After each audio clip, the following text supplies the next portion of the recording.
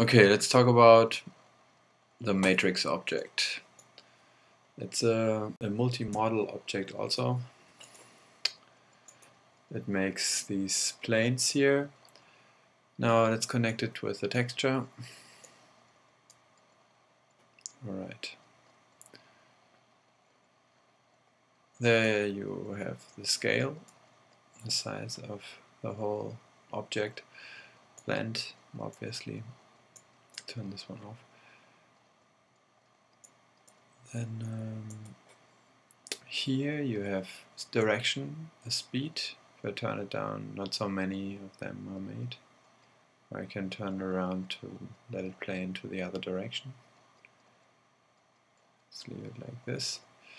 Dominate texture, we had that with shots and floaters. When you turn that on, every time an object is born, the texture will change. It's always good to turn this frequency off then. Mode, this is a wall right now. You can also do a floor mode that looks like this. You can turn off a little bit. Let's see more what's happening. Actually, we can fly there with the camera.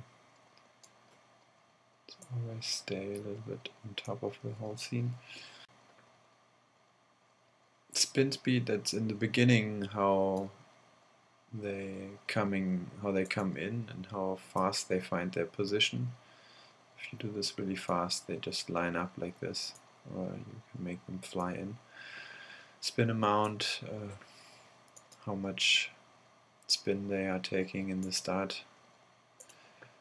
Columns, obviously how many columns.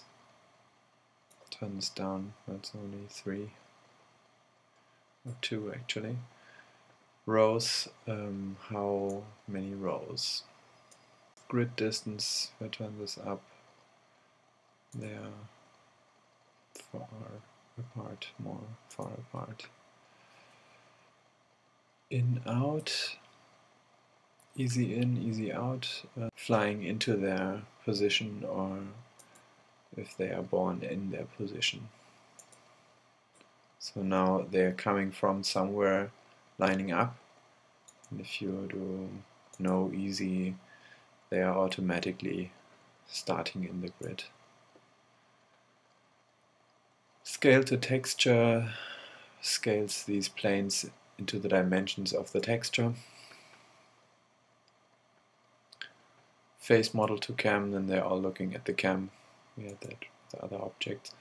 Generator, if it's planes or boxes or random. Floater blend, so you can give them an optional blend. Movement and rotation is like with every other object. So now I have a rotation on the matrix. And on this side you have the shader, like in any object. So that's the matrix object.